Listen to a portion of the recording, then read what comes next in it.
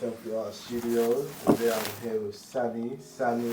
Shit, you know. The exhibition, great news. It's great news. 4th of July to the 18th of July. You know what I'm saying? RSVP now, 10 days away. We're just in the studio, locking in. Gonna show you some small previews of what's going on. You can probably see the background. It's art everywhere. But yeah, how you been today anyway? Been alright, you know, my broski. You feel me? So running up and down, getting bits and pieces together, you feel me? As I said, 10 days, 14 days until the show. Yeah. It's been hard completing all the pieces.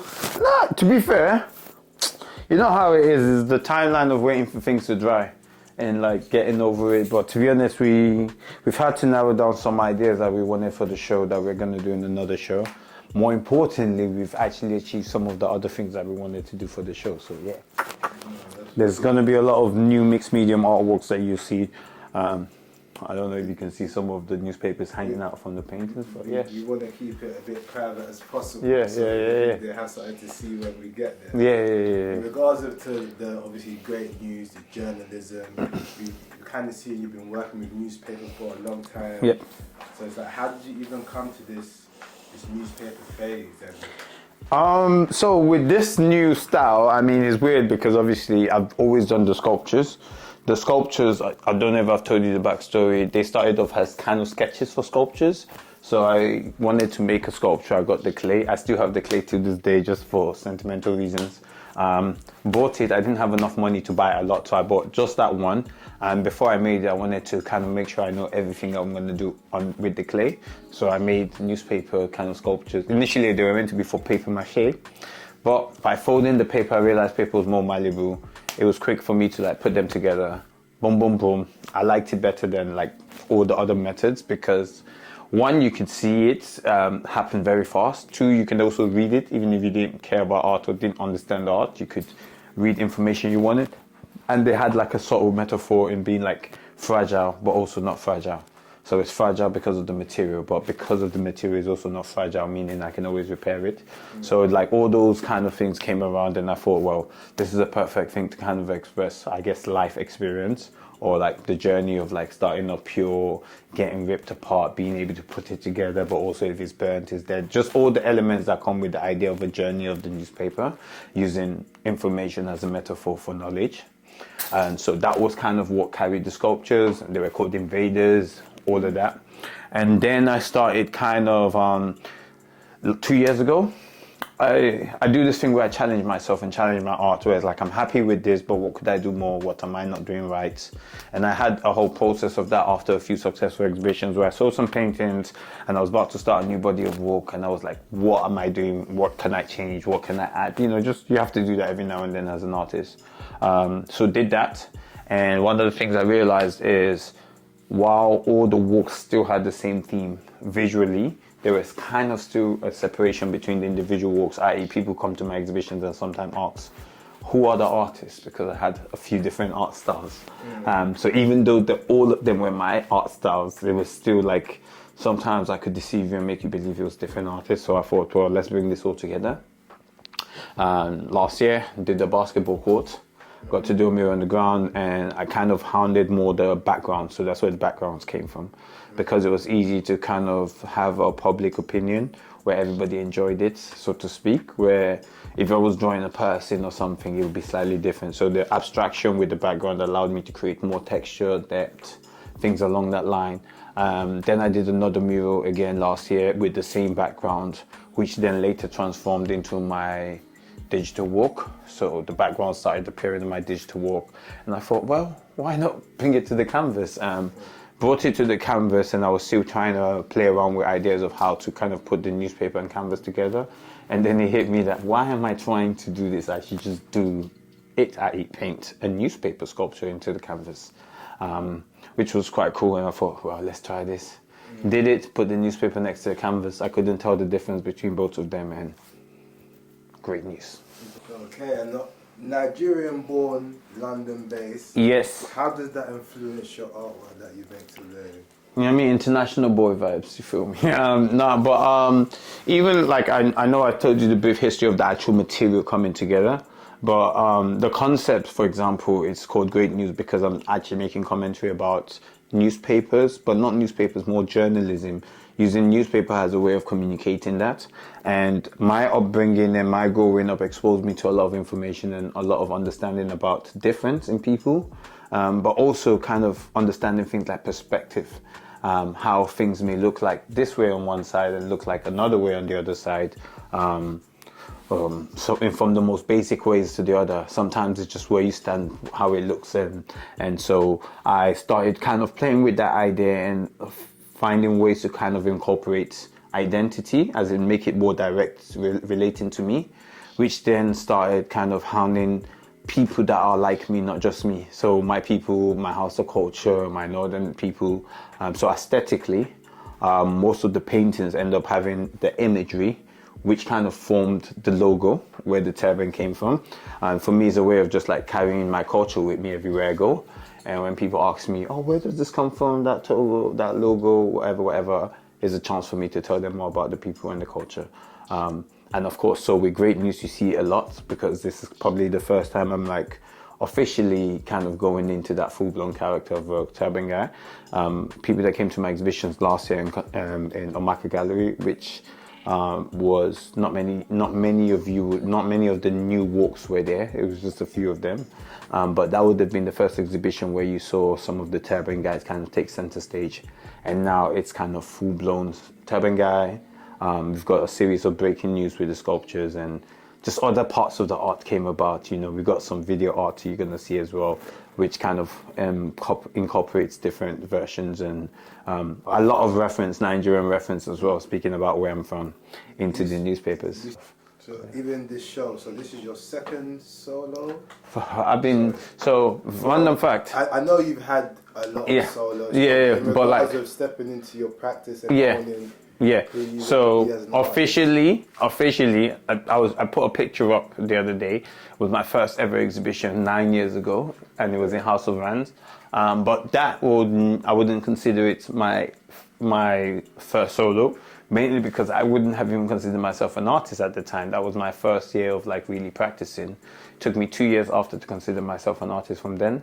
That's when the New York Times article happened. That's when I got my studio. That's when I had it as a full-time job. And so my solo practice, which happens because unlike most galleries, most artists, I do work with galleries as opposed to be represented by a gallery. Obviously, I have my galleries I want to represent me, but it's slightly different from. I'm not a traditional artist in that sense. So a lot of things I've had to set up myself and put on myself as such, and in that process I've had a good amount of solos. Notably, we had Window into My Insanity, that was in the African Center, and that was in 2019, one of those years. I need to check my book, it's been a while now, but 2018 I believe. And then after that I had another exhibition at Copeland Gallery 2020, a solo. And that was, what was that called again? Gidentinani. Yeah, Gidentinani. Yeah. No, that was the year after. Okay. So I did 2 years back to back. That was Art House. Okay. So Copeland Gallery, I did 2 exhibitions. Gidentinani was for a week. Art House was a month takeover. That's when we had like a group show. I curated a group show as well as a solo. It was like a joint collaboration with myself and Art Council and Copeland Gallery. And that was 2021. And since 2021, I haven't done a solo. I decided to not do a solo. I went back into my bag to try and figure out what I could do. That's the exhibition I was talking about where I'd sold most of those paintings. It was a chance to create new paintings, and I wanted to challenge myself and like just play around and see what I was doing, and make the art connect really, which I think we finally achieved really. So excited. So how do you feel as you just spoke about the process that you took to come to this point? Now you've said it's your solo show. You haven't had a solo in 2 years. 2 years. Yeah. So it's a kind of big step in your career. For me, Great News is interesting. I wouldn't even call it a big step in my career. It's a complete new entry into like a not like, put it this way, prior to now, because I didn't study art, so a lot of things I learned as we were going on, people just didn't notice because I was a good pretender. But most importantly, the reason why I said that is not because I didn't try, and it's not because I wasn't trying to achieve certain things. However, great news, and this exhibition particularly, more so than all the sentimental value, I've been able to achieve a lot of the things I wanted to do artistically with my work. More importantly, the timing is more important than any other exhibition I've ever done. As you know, it's on July 4th, which is our election day. And that's Americans' Independence Day. And so I picked that day before they picked the day. But for me, it's an opportunity to actually talk based on the subject matter of the exhibition. I'm not necessarily, some people might describe it as I'm providing criticism. However, in my opinion, what I'm doing, especially with this exhibition, is finally an artist that has found his full language, presenting a body of work that talks about a very pressing issue, very current right now. And ultimately, I've curated it all the way to the location, so I'm very impressed at myself. I'm very excited at being in a space where people get to see my work and talk to me about it, which hasn't happened in 2 years. It's happened on smaller occasions, like I've had group shows, I've had, open studios. So that part of it is very exciting. Of course, career-wise, I've grown from like 2 years ago in terms of some of the rooms I'm in now and opportunities I have my way. Great news is actually the start of a lot of things coming after. While it might be an exhibition for 2 weeks plus in July, it's slightly more than the exhibition period because there's going to be bits and bobs when we're getting ready for the launch of the catalogue, which would be my first book as well. So great news means a lot to a lot of people who even don't know it means a lot to them. But then don't let me tell it. If you look at the posters, you can see. Someone said it was the best thing that happened since Leonardo da Vinci and Tupac collaborated. I can't make this up. I'm just saying. But yeah. Last thing, we're going to get one piece from you, one piece to show the camera right now. What are we going to do? So you can be prepared to see on the day of the show. Let's see. Let's break their minds a bit.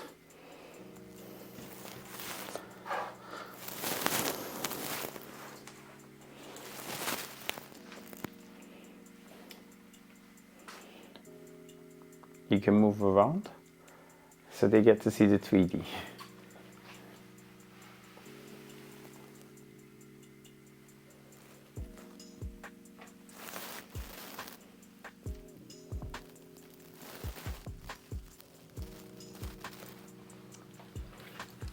What's this piece called? So this is breaking news. There's a name written, I can't remember the name off top. You got to take into account, I've just gotten a whole new 30-something paintings. I know. Yeah, but it's part of the breaking news series. I'll tell you roughly what the series is about. So these are the sculpture paintings where they're sculptures painted on the canvas. They all have different slightly reference. This one is particularly talking about propaganda and direction and how one can, kind of force feed that information through speed. By rushing to break the news, they end up just misinforming people. Another thing that they do is, and when I say they, I'm talking about the powers that be.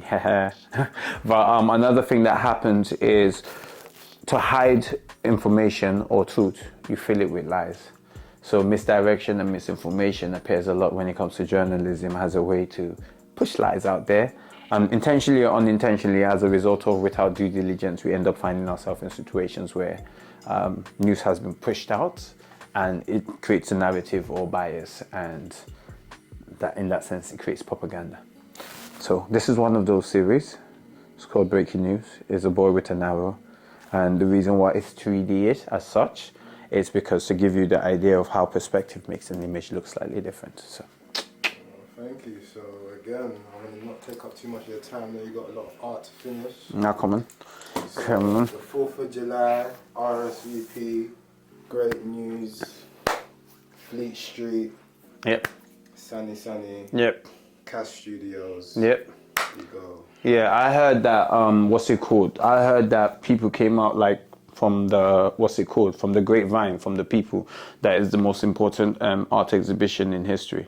It's even more important than the day you were born. I'm just saying. Just saying.